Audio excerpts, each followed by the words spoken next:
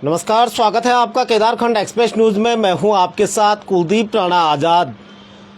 केदारनाथ की यात्रा आरंभ हो गई है, लेकिन उससे पहले जो तमाम टेंट और जो अस्थायी दुकानों के लिए प्रशासन द्वारा टेंडर प्रक्रिया के जरिए दुकानें आवंटित की गई थी, वो दुकानें अब सवालों के घेरे में आ चुकी हैं, क्योंकि लगातार जिन लोगों के नाम से टेंडर आवंटित हुए थे उन लोगों को केदारनाथ धाम में दुकानें नहीं मिल पा रही हैं। और उसकी वजह यह है कि जहां जिस सीरियल नंबर जो दुकान नंबर उनको आवंटित की गई है, वहां पहले से किसी और ने कुंडली मारे हुई है। ऐसे में सवाल उठता है कि जब प्रशासन ने पहले से अतिक्रमण उन दुकानों पर करवा रखा है, उन जगहों पर करवा रखा है, तो फिर जो टेंडर प्रक्रिया के नाम पर 17-18 हज़ार रुपये लोगों से वसूले गए हैं, वो आखिर किस लिए वसूले गए हैं। इससे ये भी प्रतीत होता है तो कहीं ना कहीं प्रशासन की जो पूरी ये टेंडर प्रक्रिया है सवालों के घेरे में आ गई है। एक ऐसी ठगी का शिकार, क्योंकि हम इसको ठगी का रूप इसलिए दे रहे हैं कि ये पिछले 3 दिनों से केदारनाथ में अपने इस आदेश पत्र को घुमा रहे हैं, लेकिन इनको कहीं भी दुकानें नहीं दी है। ये जिला प्रशासन की तरफ से उनको लॉटरी के माध्यम से ये आदेश दिया गया है, और ये आदेश दिया गया है जीएस खाती मुख्य विकास अधिकारी रुद्रप्रयाग यानी कि सीडीओ की तरफ से ये आदेश इनको जारी किया गया है। और इनका नाम है प्रकाश सिंह पुत्र कुंवर सिंह। इनका गांव है मुस्या गांव, पोस्ट कांडी, बचन चौपट्टी के ये रहने वाले हैं। इनको ये आदेश जारी हुआ था क्योंकि इन्होंने टेंडर प्रक्रिया में प्रतिभाग किया था। करीबन 18 हज़ार रुपये इन्होंने 2 अलग अलग किस्तों के जरिए सरकार के खाते में डाले हैं। लेकिन उसके बावजूद भी ये जब केदारनाथ में 3 दिन रह के आ गए हैं, वहाँ की जो तमाम रास्ते हैं वहाँ में परेशान होकर, लेकिन कहीं भी उनको दुकानें नहीं दी गई। केदारनाथ में आज तीसरा दिन था और मैं वहाँ से वापस आ चुका हूँ, क्योंकि जब मैं ये आदेश लेके अपने यहाँ पे टेंट संख्या 2 को देख के वहाँ गया तो मैंने देखा वहाँ पे टेंट संख्या 2 की जगह पे किसी और ही ने अपना टेंट लगा रखा था। तो मैं उनसे ना लड़ झगड़ के मैं सीधा सेक्टर मजिस्ट्रेट के ऑफिस में गया, वहाँ से जांच पड़ताल की। तो सर के पास उन्होंने देखा, उन्होंने जो टेंट नंबर 2 लगा था उसको कुछ नहीं बोला कि तू यहाँ से हटा, कुछ भी कर, कुछ नहीं बोला अपना आदेश दिखा। उसने अपना आदेश दिखाया तो उसमें भी टेंट संख्या 2 ही लिखा था, पर ये था कि जैसे हमारे यहाँ पे पेन से लिखा है टेंट संख्या 2, तो उसके वहाँ पे पेंसिल से लिखा था। मैंने उस चीज़ पे भी बोला कि सर ये पेंसिल से क्यों लिखा है, तो उन्होंने कहा ये रिन्यू वाले हैं तो इनका पेंसिल से लिखा है। मैंने मेरे को अपने साथ लेके चले और उन्होंने बताया आगे पे, जहाँ पे कि जो जगह उन्होंने मेरे को बताई वो जगह डेंजर जोन में थी, वहाँ पे किसी को टेंट अलाउड नहीं किए गए थे। फिर भी उसके पूरे एरिया में पूरे टेंट लगे थे, कैंटीन लगी थी, उसमें प्रशासन कुछ नहीं कर रहा था। उन्होंने मेरे को बोला कि तू जो अपना है टेंट जो है वो यहाँ पे लगा देना। मैंने कहा ठीक है सर, आप मेरे को लिखित में दे दो, मैं यहाँ पे लगा दूंगा। उन्होंने कहा लिखित का क्या है, यहाँ कुछ नहीं होता है। मैंने बोल दिया तू लगा देना। ये बात बोली मेरे को डीडीएमओ सर ने बोली। डीडीएमओ आपदा प्रबंधन अधिकारी। जी सर उन्होंने बोला कि मैंने बोल दिया तू यहाँ पे लगा दे, बस तू यहीं पे लगा दे। हम लोगों ने कहा ठीक है, जब अधिकारी लोग बोल रहे हैं, सर लोग बोल रहे हैं, तो हम लगा ही देते हैं। हम तो उनके भरोसे पे वहाँ पे लगाए, हमने वहाँ पे पत्थर निकाले, सब कुछ की मिट्टी हटाई, सब चीज़ किया। कम से कम 3 घंटे वो जो जमीन थी उसको सुधारने में लगा दिए। तब तक 2 घंटे बाद एक आदमी आता है, हम ऐसे ही बैठ रखे थे, तुम लोग क्या कर रहे हो यहाँ पे, ऐसे बोलने लग गया। हमने कहा भाई जी यहाँ पे हम अपना कैंप लगाएंगे, तुम्हें किसने परमिशन दी यहाँ पे कैंप लगाने की, ये सारी बातें हमसे होने लगी। हमने कहा सर वो डीडीएमओ सर ने बोला कि तुम यहाँ पे लगाओ, तो वहाँ के बोलने लग गया वो आके, डीडीएमओ तुम्हें यहाँ पे जमीन देने वाला होता कौन है। हमने कहा ठीक है, अगर नहीं लगाना है तो आप एक बार उनसे बात कर लो। बता रहे थे कि हमारी जगह है, क्या कह रहे थे? वो कह रहे थे मैं पिछले 3 सालों से यहाँ पे अपनी कैंटीन चला रहा हूँ। अच्छा। तो मैंने कहा सर जब ऐसे ही करना, बिना टेंडर के चला रहे, बिना टेंडर के, मैंने कहा जब सर ऐसे ही करना था तो ये हमें ये परमिशन क्यों दी गई, हमें क्यों बोला गया कि तुम जाओ अपना लगाओ। तो वो भी मेरे को परमिशन दिखाने लग गया। उसके बाद 2022 की परमिशन थी वो। अच्छा। और उसके पास उस जगह की परमिशन कहाँ से आ गई, अगर जब वो जगह डेंजर जोन में है तो वहाँ की परमिशन उसके पास आई कहाँ से। वो कह रहा मैं ऊखी मठ से लिखा के लाया हूँ, पिछले 3 वर्षों से मेरा यहाँ पे टेंट लगता है, तो अब आगे भी मैं ही उसको लगाऊंगा। तो मैंने कहा सर ठीक है, वो चीज़ ठीक है, अभी तो डीडीएमओ सर यहाँ से कह के गए कि जो ये जगह मैं आपको दे रहा हूँ तो इसकी परमिशन हमने अभी किसी को अलाउ नहीं कर रखी, ये मैं तुम्हारे लिए अलाउ कर रहा हूँ। तो सबसे बड़ी बात तो ये है कि अगर उसकी चीज़ की परमिशन नहीं थी तो मेरे को किस चीज़ की परमिशन दिखा रहा था वहाँ पे। दूसरी बात यह है कि सर जब हम वहाँ पे लगा रहे थे तो इस तरह की बातें करने लग गया, उसके बाद धमकाने लग गया, बोलने लग गया तुम लगाओ, मैं भी देखता हूँ कैसे लगाता हूँ, तुम्हारे सारे जो टेंट हैं वो फाड़ फोड़ के मैं चला जाऊँगा रात ही रात। अब सर हम लोग तो डर गए। मैं उसके बाद फिर 2 किलोमीटर ऊपर, पहले सर मैंने वहाँ से डीडीएमओ सर को कॉल किया, उन्होंने फ़ोन नहीं उठाया, उन्होंने उसके बाद मेरा नंबर ही बिजी में डाल दिया। अच्छा। मेरे को मजबूरन फिर सर वहाँ से 2 किलोमीटर पैदल चल के फिर उनके ऑफिस में जाना पड़ा। फिर मेरे को वहाँ डीडीएमओ सर नहीं मिले। फिर मेरी बात वहाँ सेक्टर मजिस्ट्रेट जी के साथ हुई। मैंने कहा सर ऐसे ऐसी बात है, ऐसे धमका रहे हैं। वो सेक्टर मजिस्ट्रेट जगत सिंह चौहान। ये कौन थे, किस विभाग के थे?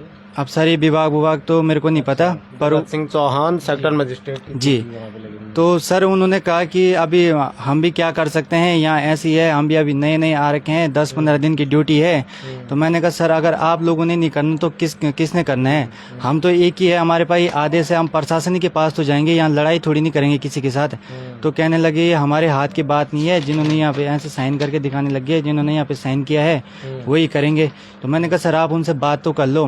तो कह रहे अभी ऐसी जल्दबाजी में थोड़ी ना बात होगी, जब होगी तो ढंग से होगी। मैंने कहा ठीक है सर, जब भी करोगे तो बात तो कर दो उनसे। फिर वो ऐसे होने लग गया। मैंने कहा ये मारपीट की धमकी भी दे रहे हैं। तो कह रहा तुम लड़ाई मत करना, तुम अपना शांति रहना, और अगर आपको ज़्यादा डर लग रहा है तो आप पुलिस थाने में चले जाओ, वहाँ कंप्लेंट करना। तो मैंने कहा सर आप ठीक है, आप लिखित में दे दो मेरे को कि इसको हम यहाँ पे ज़मीन नहीं दे सकते हैं, और इसको हमारे द्वारा यहाँ पे ज़मीन नहीं दी सकती है, तो हम वापस चले जाएंगे। तो वो करने के लिए भी वो तैयार नहीं थे। बोला कि तुम थाने में जाओ, रिपोर्ट लिखाओ अगर तुम्हारे साथ मारपीट की बातें हो रही। तो उसके बाद हम वहाँ से निराश होके थाने में आए। तो वहाँ हमने थाने में अपनी ये बात बोली, तो उन्होंने कहा कि अभी कुछ नहीं होगा, अगर एक काम करना सेक्टर मजिस्ट्रेट जी को लेके आना और हम 10 बजे वहाँ पे पहुँच जाएंगे। मैंने कहा सर 10 बजे आके क्या करोगे, अगर रात को हम मार खा देंगे वहाँ पे तो तुम्हारे आने का क्या फ़ायदा हुआ? तो बोलने लग गए ऐसा कुछ नहीं होगा, तुम जाओ आराम से सो जाओ वहाँ पे। हम रात को सर ऐसे ही हमने अपना टेंट हटा दिया था, तो किसी दूसरे के साथ ऐसे ही सो गए वहाँ। सुबह में फिर जब सेक्टर मजिस्ट्रेट जी के ऑफिस में गया, मैंने कहा सर आप तो आ जाओ, अब तो 10 बज गई, अब तो बताओ क्या करें हम लोग। तो उन्होंने फिर उस चीज़ की बात ही नहीं की कि तो ये जगह जो यहाँ पे तुम्हें दी गई थी तो इस पे ये करो वो करो, ऐसा कुछ नहीं बोला। खाली ये बोला तुम्हें जहाँ पे अच्छा लग रहा है, जहाँ मर्जी वहाँ खोल दो। मैंने कहा सर आप मेरे को जहाँ मर्जी वहाँ दे दो, पर अपने हाथ से दे दो कि तू यहाँ पे कर।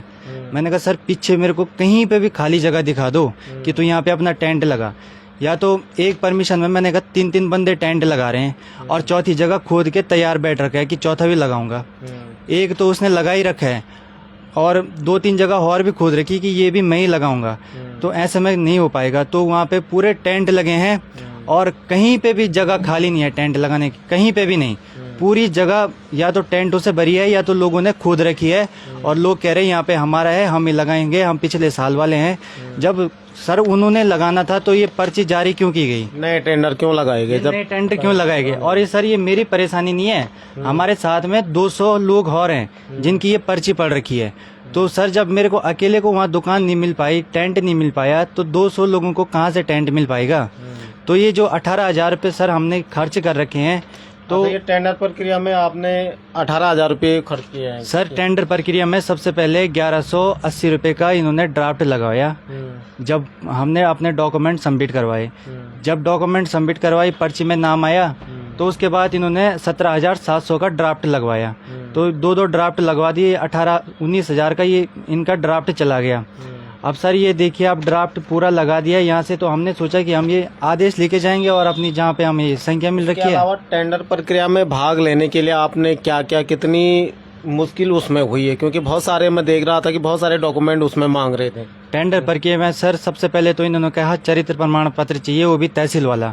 चरित्र प्रमाण पत्र बनाने के लिए पहले पटवारी के पास गए, प्रधान जी के पास गए, उसके बाद ऑनलाइन करवाने के लिए रुद्रप्रयाग आए, वहाँ से रुद्रप्रयाग ये करवाए। उसके बाद एफिडेविट भी बनवाई सर, एफिडेविट बनवाने के लिए अलग आना पड़ा, स्थायी निवास बनाने के लिए अलग आना पड़ा। कम से कम चरित्र प्रमाण पत्र आने में 15 दिन का टाइम लगता है। तो 15 दिन से ऐसे घुमा फेरी हो रही है। और जब इनकी पर्ची सिस्टम गिरी थी तो 4-5 दिन अपने यहाँ हमने ऐसी बिजी किए। 4-5 दिन तक लगातार रुद्रप्रयाग ऑफिस के चक्कर काटते रहे विकास भवन के कि ये प्रक्रिया कब शुरू होगी, अगर हो जाएगी खुल जाएगा तो हम भी इसमें वो करेंगे। अगर सर पता रहता ऊपर जाके ऐसा होगा तो हम क्यों करते, हम कुछ और ही काम कर लेते। ये तो बस धोखाधड़ी वाली बात है और कुछ नहीं है सर इसमें। केदारनाथ में कितने दिन रहे आप आजकल, इसके लिए परेशान कितने दिन रहे? सर मैं 3 दिन से परेशान हूँ और मैं अकेला नहीं, मेरे साथ 4 बंदे हैं सर। और वहाँ केदारनाथ में आप लोगों को पता ही होगा रेट का, एक खाने की थाली 250 रुपये की मिल रही है सर। तो आप लगा लो 4 बंदों का 3 दिन सुबह और शाम दिन का खाना कितने का हो गया, और वहाँ पे रहने का कितने का हो गया सर। ये आप लोग लगा सकते हो सर हिसाब जो भी है। मेरे तो कम से कम 30-35 हज़ार रुपये खर्चा हो गए यहाँ से आने जाने का। मैं प्रशासन आप बेरोजगार बैठे हुए थे घर में कितने सर समय तक? बेरोजगार बैठे थे तब तो सर ये किया हमने। अगर बेरोजगार नहीं रहते तो हम क्यों करते ये। हमें एक दिखा कि चलो इस बार लॉटरी की प्रक्रिया चल रही है, हम भी भाग लेते हैं, क्या पता हमारा भी नंबर आ जाएगा। अब नंबर ऐसा आया कि 14-22 किलोमीटर चढ़ाई चढ़ के उसके बाद निराश होकर नीचे आना पड़ा सर। बहुत सारे लड़के जिनको ये उम्मीद थी कि केदारनाथ यात्रा, जिसको उत्तराखंड की आर्थिकी की रीढ़ माना जाता है, और कि न केवल केदारनाथ यात्रा बल्कि चारधाम यात्रा उत्तराखंड की आर्थिकी की रीढ़ मानी जाती है, लेकिन केदारनाथ का जिक्र इसलिए करेंगे कि रुद्रप्रयाग के ये खुद यहाँ के स्थानीय निवासी हैं, और इन्हीं के साथ यहाँ का प्रशासन किस तरह से, एक तरह से हम कहेंगे कि ये धोखाधड़ी हो रही है, तो इसमें कोई अतिशयोक्ति नहीं होगी, क्योंकि इनका लीगल ये आदेश इनके लिए बना हुआ है कि तुम्हारे लिए दुकानें आवंटित की गई है। ये आवंटित इनको आदेश मुख्य विकास अधिकारी सीडीओ ने ये आदेश जारी किया है, लेकिन उसके बावजूद भी कि 3 दिनों तक केदारनाथ की तमाम जगहों की खाक छानने के बाद भी इनको एक टेंट लगाने की जगह नहीं मिली। तो आप समझ सकते हैं कि कितना बड़ा ये फरेब युवाओं के साथ हो रहा है। और सबसे बड़ी बात यह है कि जब प्रशासन को ये पता था कि जिन जगहों के लिए वो टेंडर प्रक्रिया निकाल रही है, जिन दुकानों के लिए उन्होंने टेंडर आमंत्रित किए गए हैं, तो उन जगहों पर पहले से जो लोग कुंडली मार के बैठे हुए हैं 3-3 साल, क्योंकि जो ये बता रहे हैं कि 2022 से वहाँ पे 2022 की परमिशन दिखा रहे हैं, और 2024 चल रहा है, ये 2024 में 2022 की परमिशन काम आ रही है। वहाँ पर ना तो सेक्टर मजिस्ट्रेट कुछ कह रहा है, ना तो वहाँ के जो जिम्मेदार अधिकारी हैं वह कुछ कह पा रही हैं। तो आखिर जो ये लचर व्यवस्था है, इसका जिम्मेदार कौन है? और जो टेंडर प्रक्रिया में लगातार साल दर साल जो पैसे वसूले जा रहे हैं, पैसों की दर बढ़ाई जा रही है, टेंडर के पैसे बढ़ाए जा रहे हैं, ये आखिर केवल वसूली का धंधा नहीं है तो और क्या है? क्योंकि 3 दिनों तक लगातार केदारनाथ में ये परेशान रहे, उससे पहले टेंडर के लिए ये परेशान रहे, लगातार विभागों के चक्कर इन्होंने काटे, स्थायी निवास से लेकर जो तमाम औपचारिकताएं टेंडर को लेकर रखी गई थी, उन औपचारिकताओं में भी बहुत सारी परेशानियों का सामना इनको करना पड़ा। लेकिन उसके बावजूद भी क्यों इनको दुकान नहीं मिली, ये सबसे बड़ा सवाल है। केदारनाथ यात्रा हमेशा से सवालों के घेरे में रहती है, और सबसे बड़ा सवाल इसलिए रहता है कि जो प्रशासन की लचर व्यवस्था इस पूरे क्षेत्र में रहती है। क्योंकि जो पूर्व की जिन 500 दुकानों पे, 400 दुकानों पे बेस कैंप में, छोटी लिंचौली में अगर टेंडर प्रक्रिया हुई है, तो वहाँ पर प्रशासन को वो 400 दुकानें, कम से कम वो 400 दुकानों के लिए जो जगह है उसको एक्वायर करना चाहिए था, और जिनकी पर्ची उसमें निकले, जिनके टेंडर उसमें निकले, उन लोगों को वो नियमानुसार आवंटित किए जाने चाहिए थे। लेकिन वहाँ पर पहले से लोगों ने अपनी जगह उन जगहों पर अतिक्रमण कर रखा है। 2022 की परमिशन लेकर एक टेंट की परमिशन 2022 में मिली थी, और उसने 10-10 टेंट वहाँ पे गाड़े हुए हैं, लेकिन उनको बोलने वाला कोई नहीं है। तो अगर उनको कोई बोल नहीं रहा, तो इसका मतलब ये भी होता है कि कहीं ना कहीं जो तमाम अधिकारी, प्रशासन के अधिकारी हैं, उनकी सांठ-गांठ उनके साथ है। इसमें कोई अतिशयोक्ति नहीं है कि अगर प्रशासन उनको कुछ नहीं कह रहा है, तो इसका मतलब ये मिली भगत के बिना तो हो नहीं सकता है। ये शख्स लगातार पिछले 1 महीने से टेंडर प्रक्रिया में भाग लिया, उसके पास लीगल आदेश है। मुख्य विकास अधिकारी रुद्रप्रयाग ने जो लॉटरी पद्धति से इनका टेंडर निकला है, उसमें बाकायदा ये आदेश इनके लिए जारी हुआ है, और इनको एक टेंट मात्र लगाना था। लेकिन बेस कैंप से लेकर छोटी लिंचौली, उस पूरे एरिया में उसको एक टेंट लगाने की जगह नहीं मिली। जगह बहुत सारी जगहों पर खाली तो है, लेकिन वहाँ पर पहले से लोगों ने कुंडली मार के रखी है। वो वे लोग हैं जिनके पास 2022 की परमिशन है, यानी ये टेंडर केवल 1 वर्ष के लिए जारी होता है। 1 वर्ष भी नहीं बल्कि 6 माह के लिए, यात्रा अवधि के लिए, जो यात्रा काल 6 महीना होता है, उसकी अवधि के लिए ये आदेश जारी होती है, ये परमिशन मिलती है। लेकिन अगर उन्होंने 3-3 साल से एक ही परमिशन पर अगर वो काम कर रहे हैं, तो आखिर उनका जगह किसने दे रखी है? किसकी सह पर वो ये काम कर रहे हैं, ये सबसे बड़ा सवाल है। अगर उन्हीं लोगों का हमेशा रिन्यूअल होना है तो फिर प्रशासन नए टेंडर क्यों डाल रहा है, ये सबसे बड़ा सवाल है। क्या कहना चाहेंगे अभी, क्योंकि शुरुआत हो रही है, प्रशासन से किस तरह से मांग करेंगे, किस तरह की कार्रवाई की मांग करेंगे? सर मैं तो यही कहूँगा, अगर ऐसे ही करना है तो अगले साल से ये टेंडर प्रक्रिया जो तुम कह रहे, लॉटरी का नाम दिया है सर इसको, कि हमने तो सोचा हमारी पता नहीं कौन सी लॉटरी लग गई, कि ये तुम्हारी लॉटरी की पर्ची है, लॉटरी, हाँ तुम्हारी लॉटरी लग गई। हमने कहा ठीक है, 500 बंदों में से हमारा नाम आया तो हमने कहा हमारी लॉटरी लग गई। तो सर अभी पता चले कि हमारी कैसी लॉटरी लगी। अगर प्रशासन को ऐसे ही करना है तो ना करें, जो बेरोजगार हैं उनको और बेरोजगार मत बनाए, वो कहीं ना कहीं अपना काम देख लेंगे। अपने जो 18-20 हजार रुपये खर्चे किए, 25-30 हजार रुपये खर्चे किए, वो कहीं अच्छी जगह लगा लेंगे। ये वाले ड्रामेबाजी बंद कर दें, बस मैं यही कहना। जैसा आपको दुकान नहीं मिली है तो आप कैसे अपने पैसे, जो प्रशासन आपने सरकारी राजकोष में जो पैसे जमा किए, उनको कैसे वापस लेंगे? वो तो कहीं ना कहीं। अब सर कल तो मैं जाऊंगा सर, ये जो जिलाधिकारी के पास जाना है इसको लेकर। जिलाधिकारी तो नहीं, जिलाधिकारी के पास जाना आप। जी सर। जिलाधिकारी तो सुलझे हुए अधिकारी कहते हैं उनको। सर अब जाना ही पड़ेगा सर, ये एक मेरी प्रॉब्लम नहीं है, हम जाएंगे, कम से कम 10-20 लोग साथ ही में जाएंगे सर। क्योंकि अभी मेरे और लोगों से भी बात हुई तो उनकी भी सेम प्रॉब्लम है। वो भी कह रहे हैं यहाँ ऐसे ही हो रखा है, हमें कह रहे हैं कि तुम वहाँ पीछे चले जाओ टेंट लगाने के लिए। अब पीछे पता नहीं सर कहाँ है वो पीछे, वो तो हमने भी नहीं देखा। इतने पहाड़ हैं ऊपर कि वहाँ चले जाओ। मैंने कहा ठीक है सर, हम वहाँ जोगी बन जाएंगे, वहाँ चले जाएंगे। वहाँ जाने से बढ़िया हम घर चले जाएंगे। बिल्कुल, वहाँ जाने से बढ़िया घर चले जाएंगे। और कहीं ना कहीं ये सरकार का, जिला प्रशासन का युवाओं के साथ बहुत बड़ा भद्दा मजाक है। एक टेंडर प्रक्रिया, केदारनाथ में जो टेंट हैं, अस्थायी दुकानें हैं, उनके लिए टेंडर प्रक्रिया, टेंडर आमंत्रित किए जाते हैं और उसके बाद जब टेंडर हो जाते हैं, जिन लोगों की पर्चियां निकलती हैं, उन लोगों को वो दुकानें नहीं मिलती हैं। क्योंकि जब वो इसमें, जैसे इनका सीरियल नंबर 2 लिखा हुआ है, केदारनाथ के बेस कैंप के पास दुकान संख्या 2 इनको मिली हुई है, लेकिन दुकान संख्या 2 में पहले से किसी और ने वहाँ कुंडी मार रखी है। अब वो कह रहे हैं कि उनके पास भी एक आदेश है, तो उन्होंने भी कोष्ठ में पेंसिल से 2 बना रखा है। तो वो कह रहे हैं कि इनका रिन्यूअल हुआ है, क्योंकि पिछले साल भी उनकी दुकान उस पर थी तो उन्होंने रिन्यूअल उसका कर दिया है।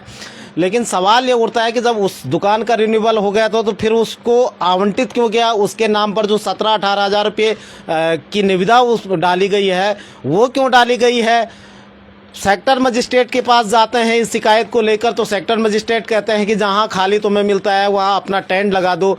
लेकिन जहां भी खाली मिलता है और ये बंदा जब टेंट लगाने जाता है तो वहां पर पहले किसी ने वहां पर उस जगह पे अतिक्रमण कर रखा है, वहां पे इनके साथ लड़ाई करने के वो लोग आ जाते हैं कि ये तो हमने पिछले 2022 से हमने ये जगह एक्वायर कर रखी है, हर साल हम यहाँ पे कैंटीन लगाते हैं।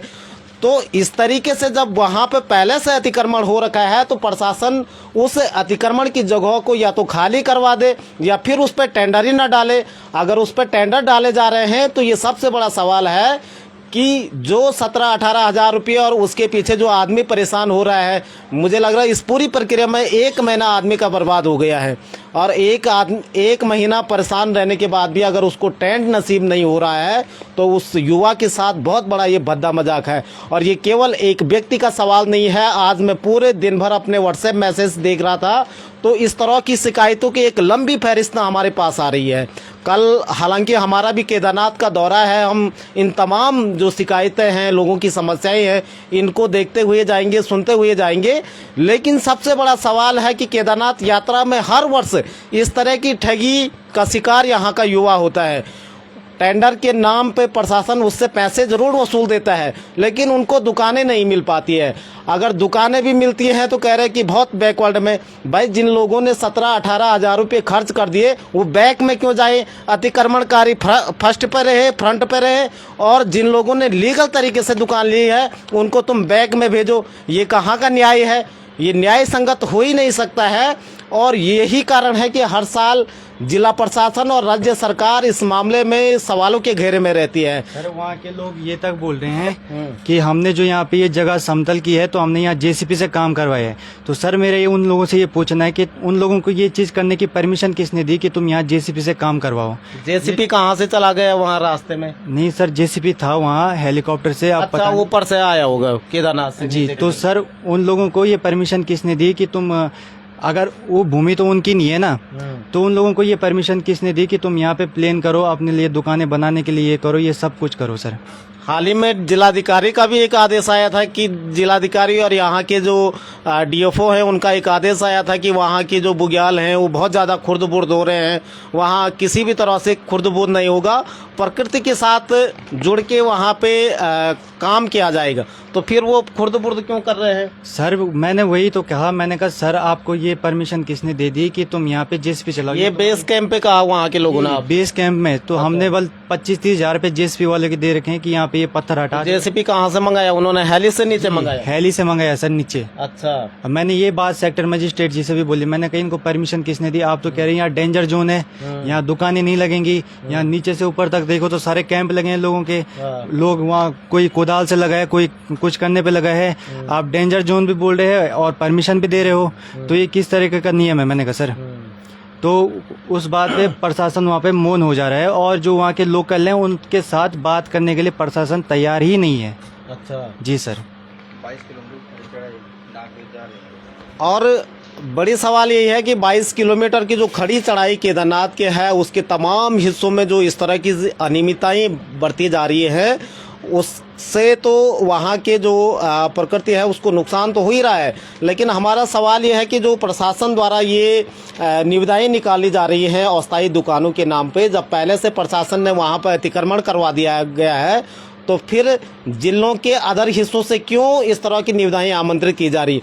एक सवाल वहाँ के स्थानीय लोगों की ये मांग थी कि ऊखीमठ के लोग केदारनाथ धाम में यात्रा करेंगे, या तो केवल एक तरफा ऊखीमठ के लोगों को रखो वहाँ कि केवल ऊखीमठ के ही लोग वहाँ पे निविदाएं डालेंगे, ताकि जो रुद्रप्रयाग जनपद के अन्य हिस्सों के लोग हैं वहाँ पे वो फालतू इस तरह के अपने पैसे बर्बाद न करें, अपने समय की बर्बादी न करें, जो उनका मानसिक तनाव इस पूरी दौर में होता है वो ना हो उनको, या केवल ऊखीमठ वाले वहाँ पे टेंडर प्रक्रिया में हिस्सा ले और उन्हीं लोगों की दुकानें निकल जाए। लेकिन अगर तुम ओवरऑल पूरे ज़िले की अगर बात कर रहे हैं तो फिर लोगों को दुकानें भी दो, जो तुमने इस आदेश में लिखा हुआ है कि बेस कैंप के 2 नंबर की दुकान इनको मिलनी चाहिए, तो 2 नंबर की दुकान इनको दी जानी चाहिए क्योंकि इनके लीगल तरीके से इनके नाम ये लॉटरी निकली हुई है। लेकिन अगर आप वो नहीं कर पा रहे हैं तो ये पूरा ये ढोंग, ये फरेब आखिर क्यों किया जा रहा है? लोगों से इतने पैसे की ठगी क्यों की जा रही है? और सबसे बड़ा सवाल ये है कि लोग जो तमाम युवा परेशान हो रहे, एक उम्मीद रहती है क्योंकि युवाओं के पास एक तो पहले से बेरोजगारी छाई हुई है, एक जो हमारी फौज की भर्ती हुआ करती थी वो भी अग्निवीर में तब्दील हो गई है, और उसके अलावा सरकारी जो भर्तियां हैं वो सालों से बंद पड़ी है, भर्तियां नहीं हो रही हैं, जो हो भी रही है तो वो घोटालों की भेंट चढ़ रही हैं, पेपर लीक की भेंट चढ़ रही है। लेकिन जब स्वरोजगार की दिशा में आदमी आगे बढ़ता है और सोचता है कि हमारे जो 4 धाम है 6 ही महीने का सही कुछ न कुछ रोजगार उनको मिले, और वहाँ भी प्रशासन इस तरह से इनके साथ भज्जा मजाक कर रहा है, तो ये कहीं ना कहीं इन लोगों के साथ बहुत बड़ा अन्याय है। फिलहाल आप बने रहे हमारे साथ, इसी तरह से एक नई रिपोर्ट में फिर हाजिर होंगे आपके साथ, आप बने रहे हमारे साथ। नमस्कार।